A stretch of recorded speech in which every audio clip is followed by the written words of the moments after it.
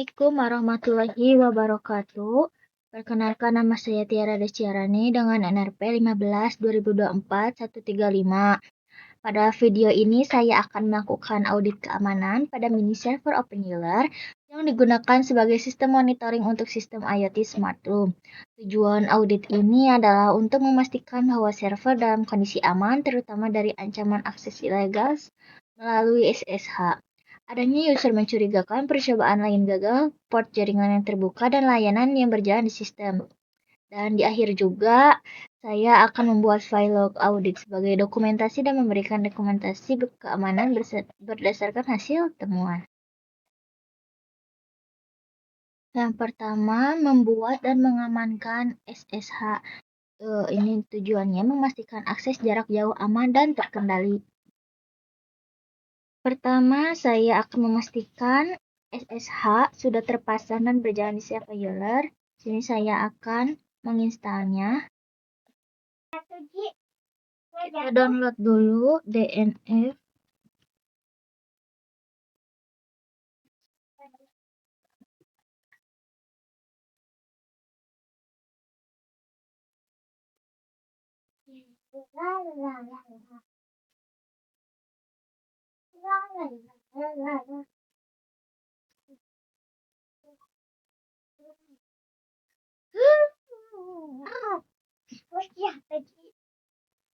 Ini sudah selesai komplit, lalu kita akan aktifkan dan jalankan SSH.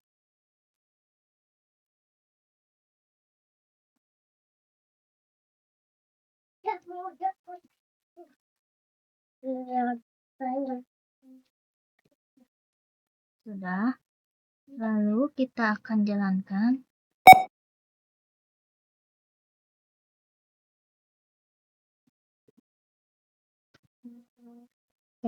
Lalu kita akan mencek status SSH.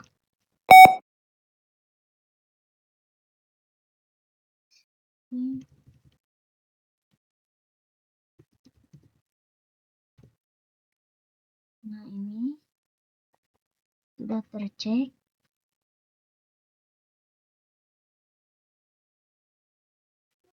Setelah SSH aktif, saya akan membuka file konfigurasinya. Pertama,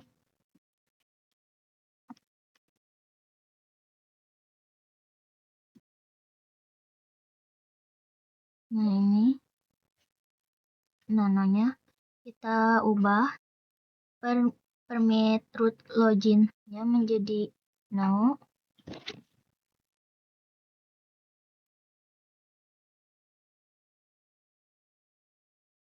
Ini yang di bawah.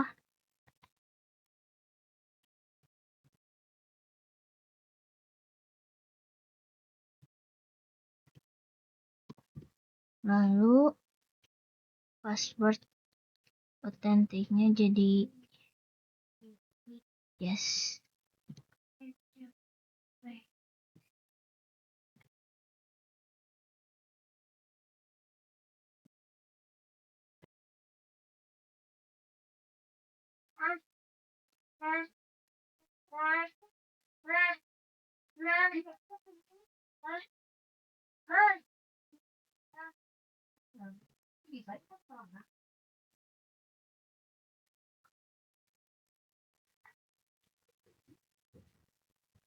Ini yang sudah yes. Control.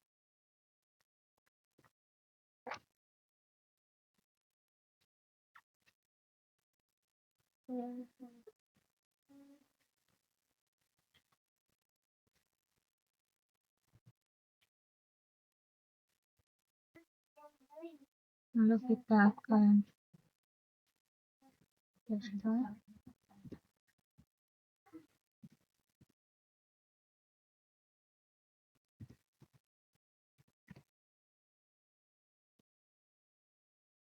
Sudah. Nah, jadi kenapa login root via SSH berbahaya? Karena akun root punya akses penuh. Kalau attacker berhasil brute force seluruh sistem nantinya bisa diambil alih. Lalu apa resiko jika SSH tidak dikonfigurasi? Nah, jika default atau longgar, rentan brute force akses tanpa kontrol dan menjadi pintu masuk server. Lalu kita lanjutkan ke audit user yang mencurigakan, tujuannya menemukan akun yang berpotensi sebagai backdoor. Lalu kita cek.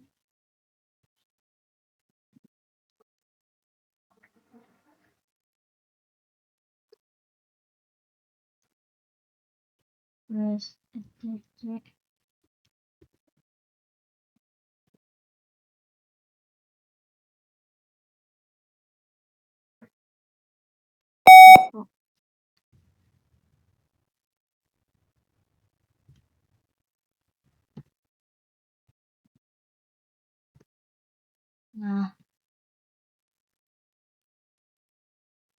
Nah, kita ini sudah bisa melihat daftar user yang ada di sistem dengan melihat file yang tadi.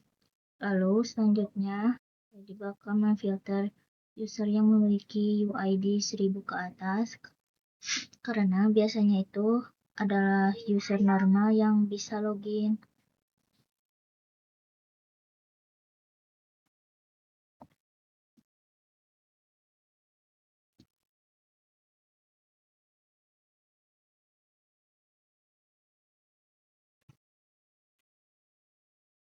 Lalu selanjutnya kita cek user yang memiliki shell login.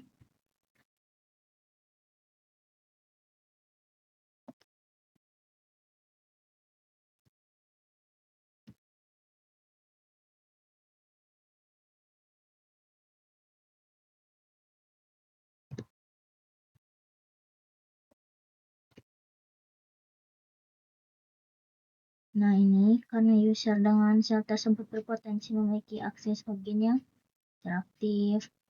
Lalu kemudian, apakah semua user tersebut dikenali?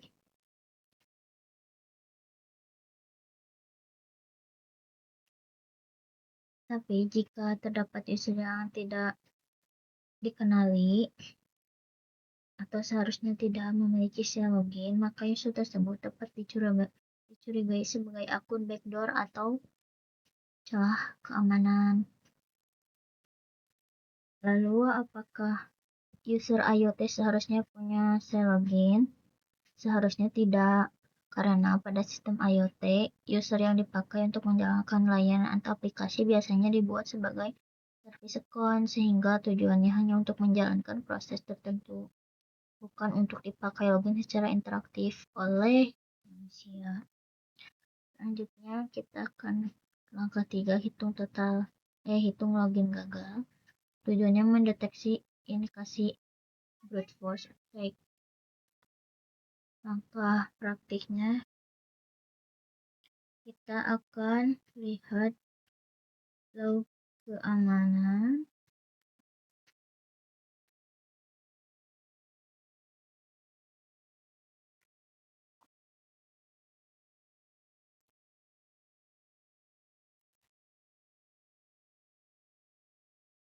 Lalu enter. Nah, lalu saya akan mencari entry file password untuk mengetahui apakah ada percobaan login yang gagal. Karena ini biasanya mengindikasikan serangan brute force.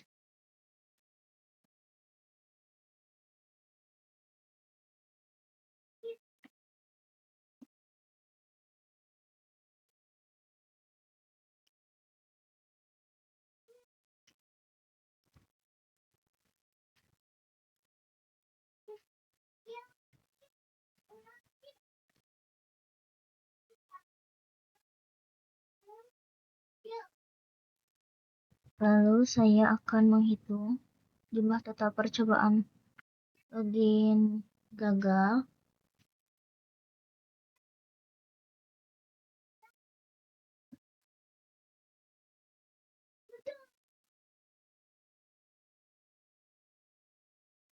untuk mengetahui nantinya intensitas. Nah ini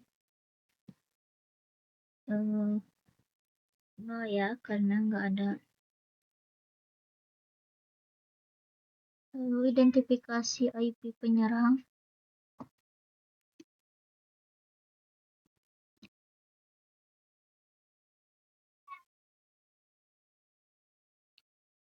Nah, nanti jika terdapat IP yang mencurigakan, tindakan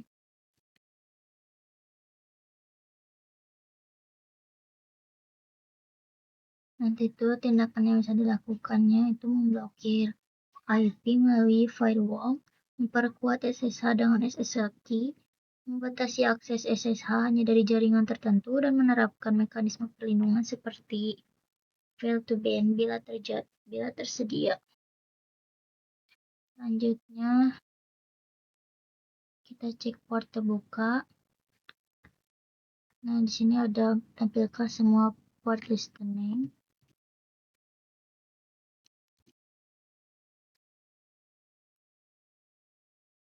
Nah, ini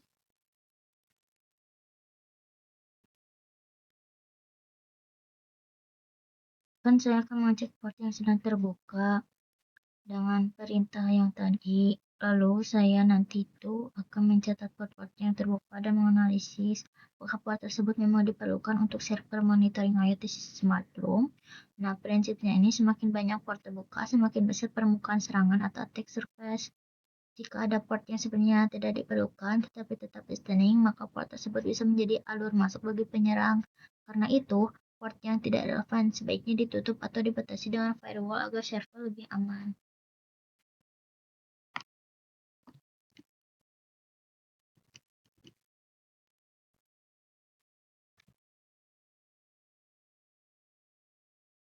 Nah, ini listen. Ini listen 0. Lalu, apakah semuanya dibutuhkan untuk IoT Gateway?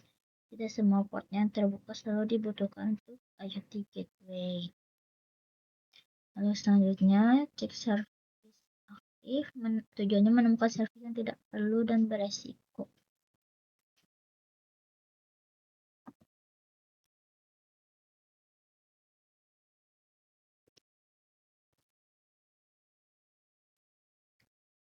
Nah, kita cek.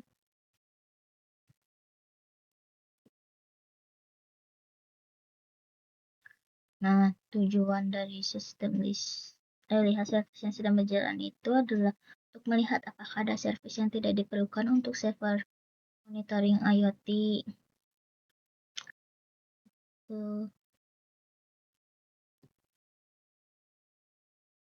Lalu kita cek service tertentu, misalnya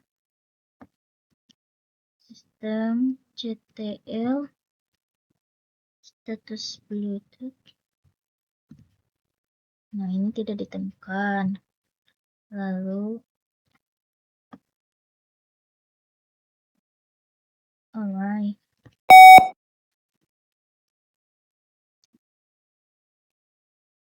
Ini juga tidak ditemukan karena umumnya tidak dibutuhkan di server dan jika tetap aktif dapat meningkatkan risiko keamanan. Service yang tidak relevan dapat menambah celah, membuka port baru, dan juga membebani pengguna resource CPU atau RAM sehingga kestabilan server monitor dapat terganggu. Ya, selanjutnya kita ke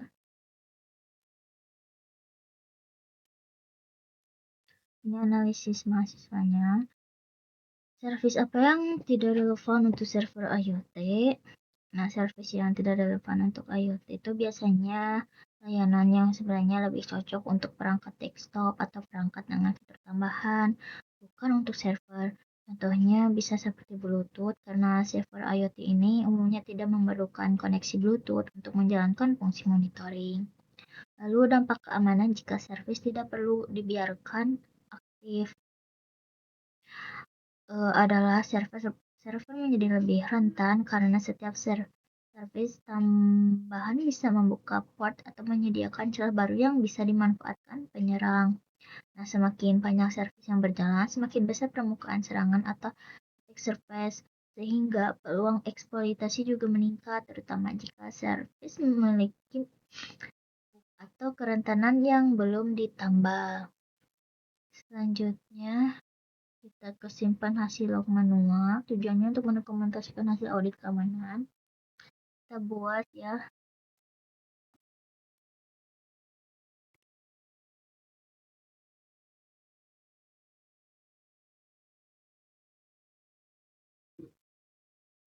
Lalu simpan hasil audit usernya.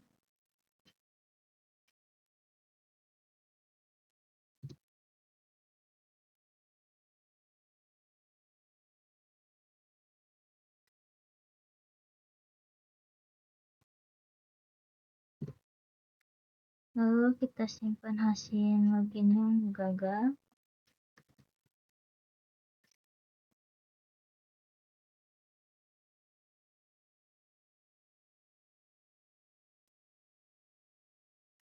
Lalu kita akan simpan port yang terbuka.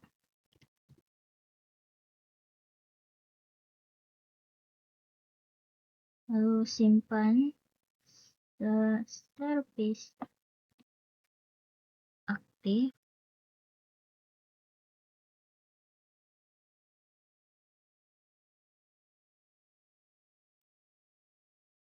Lalu kita akan lihat isi lognya.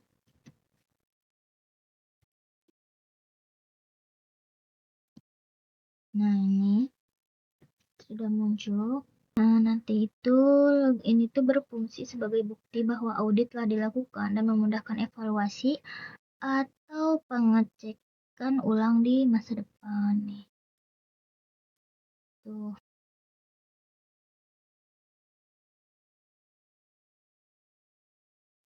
Lalu soal terakhir ini ada rekomendasi keamanan, sampaikan minimal 5 rekomendasi keamanan, lalu harus sesuai dengan hasil audit.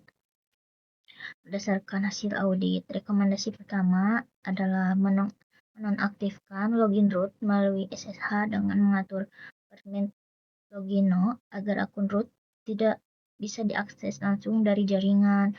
Nah, rekomendasi kedua adalah memperkuat autentikasi SSH dengan menggunakan SSH key dan mengurangi penggunaan password, karena percobaan login gagal bisa mengarah pada brute force. Rekomendasi ketiga adalah membatasi akses SSH hanya dari IP atau jaringan admin tertentu serta memblokir IP yang sering melakukan percobaan login gagal jika ditemukan di log. Rekomendasi keempat adalah menutup port yang tidak diperlukan berdasarkan hasil pengecekan port listening karena port yang tidak dipakai memperbesar attack surface. Lalu rekomendasi kelima yaitu menonaktifkan servis yang tidak relevan seperti Bluetooth atau CAPS jika ternyata aktif karena servis tambahan bisa menjadi celah keamanan dan membebani resource server. Ya, sekian penjelasan dari saya. Mohon maaf bila masih banyak kekurangan. Assalamualaikum warahmatullahi wabarakatuh.